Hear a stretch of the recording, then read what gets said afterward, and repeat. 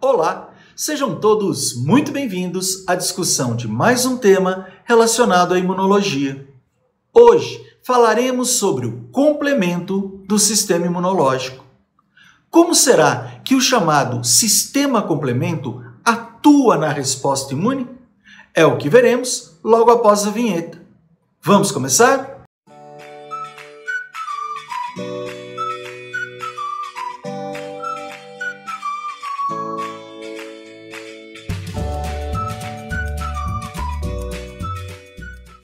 Geralmente, quando o professor de imunologia apresenta em classe a cascata do complemento, o aluno logo pensa: meu Deus, o que é isso? Que coisa mais difícil! De fato, o quadro em que o complemento é geralmente representado acaba meio que assustando e, consequentemente, intimidando a sua compreensão por parte do aluno. Mas, na verdade, não há nenhum motivo para preocupação. É apenas uma questão de ter calma e procurar associar a cascata do complemento com o que realmente está acontecendo na superfície de uma célula.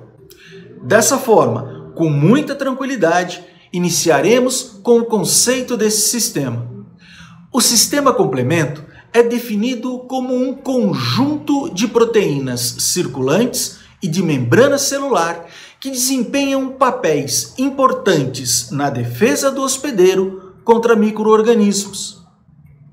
O termo complemento refere-se à capacidade que essas proteínas apresentam à tensão de complementarem, daí complemento, a atividade antimicrobiana dos anticorpos.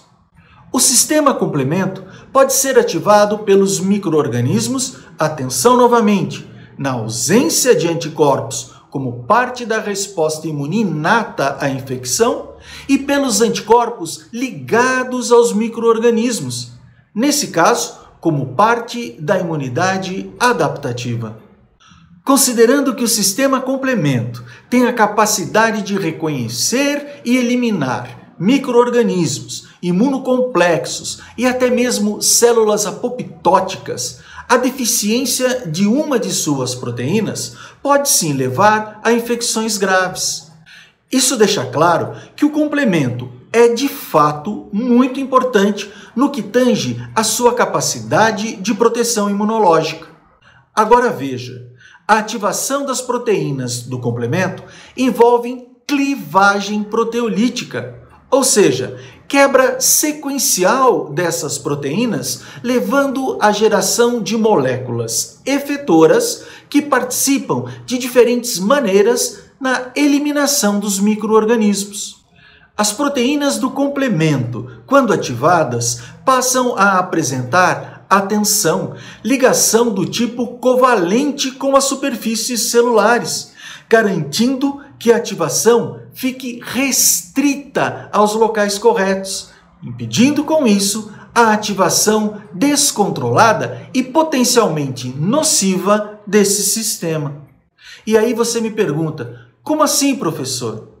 Entenda que compreender o sistema complemento é extremamente importante para elucidar a patogênese das doenças autoimunes, já que qualquer anormalidade nas concentrações plasmáticas ou no funcionamento das proteínas componentes desse sistema já é suficiente para provocar danos em tecidos autólogos. Resumindo, da mesma maneira que o sistema complemento é, como vimos até aqui, fundamental na proteção imunológica, pode também, quando desregulado, estar associado às chamadas doenças imunes. O que deve ficar claro é que esses efeitos só ocorrerão, atenção, após a ativação do sistema complemento. E para essa ativação existem três vias principais. Uma, iniciada por alguns isótipos ou subclasses de anticorpos ligados aos antígenos, chamada de via clássica. E outras duas, iniciadas pelos micro-organismos na ausência de anticorpos, chamadas da via de lectina e via alternativa. No entanto, independente da via ativada, todas, eu disse todas, culminam com a formação do chamado complexo de ataque à membrana, ou MAC, a fase terminal do sistema complemento. O complexo de ataque à membrana forma canais transmembranares que rompem a bicamada fosfolipídica das células, levando à lise e, consequentemente, à morte celular. Vamos começar pela ativação do sistema complemento pela via clássica, que exerce importante papel tanto nas respostas imunes inata como também na adaptativa. A via clássica do complemento é iniciada pela formação de imunocomplexos formados por antígenos e anticorpos, como os da subclasse IgG e IgM.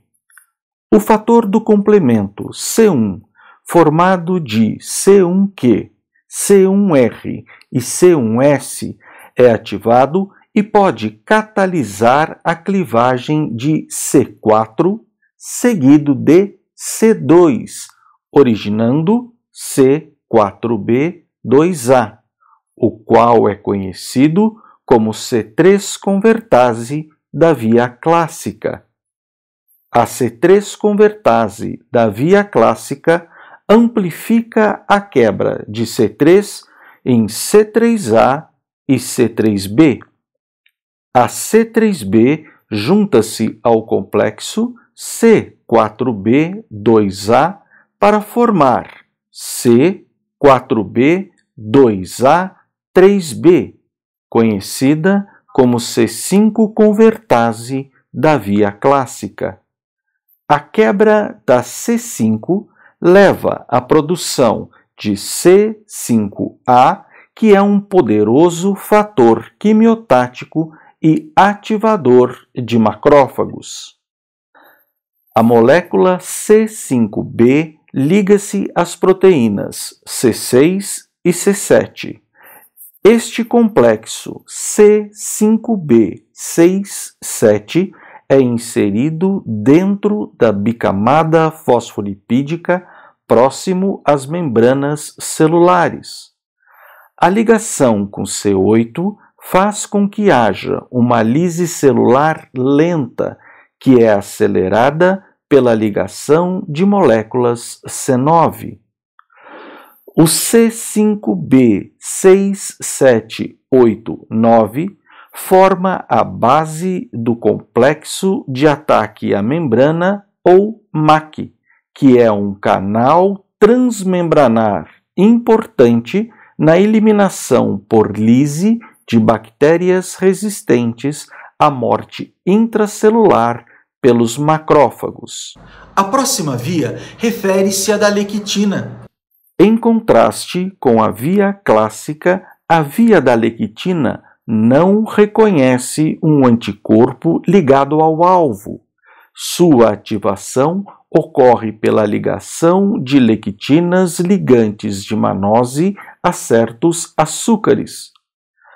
A lectina ligante de mannose, conhecida como MBL, que é estruturalmente similar ao complexo C1, irá se ligar diretamente aos polissacarídeos nas bactérias gram-negativas.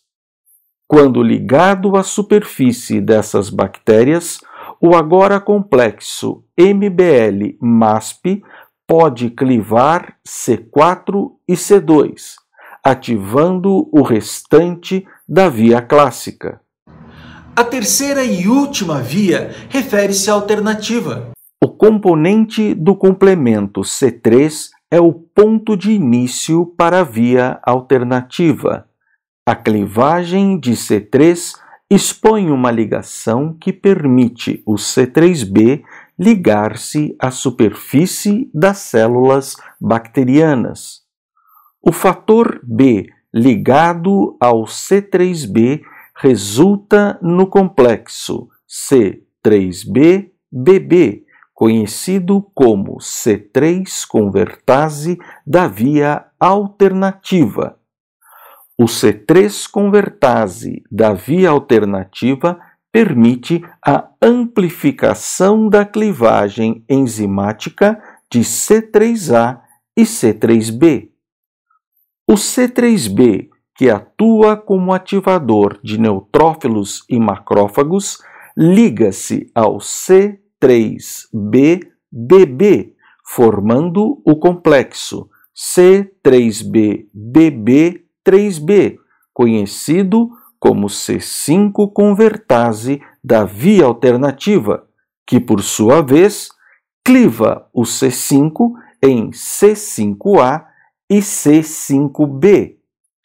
Veja, o fragmento C5B permanece ligado ao complexo e outros componentes, como C6, C7, C8 e C9, acabam se ligando a ele para a formação do complexo de ataque à membrana. Os subprodutos liberados durante a ativação do complemento, ou seja, C3A e C5A, são indutores do processo inflamatório. Bem, agora que vimos como ocorre a ativação do sistema complemento através de suas 3 vias principais, vamos ver quais as principais funções associadas a esse sistema. Citólise direta de organismos estranhos. A síntese da estrutura MAC culmina com um poro na bicamada lipídica, causando a lise osmótica da célula. Opsonização de organismos estranhos. Componentes do complemento, ao se ligarem aos patógenos, estimulam a fagocitose e a destruição de organismos alvos. Ativação e migração direta de leucócitos.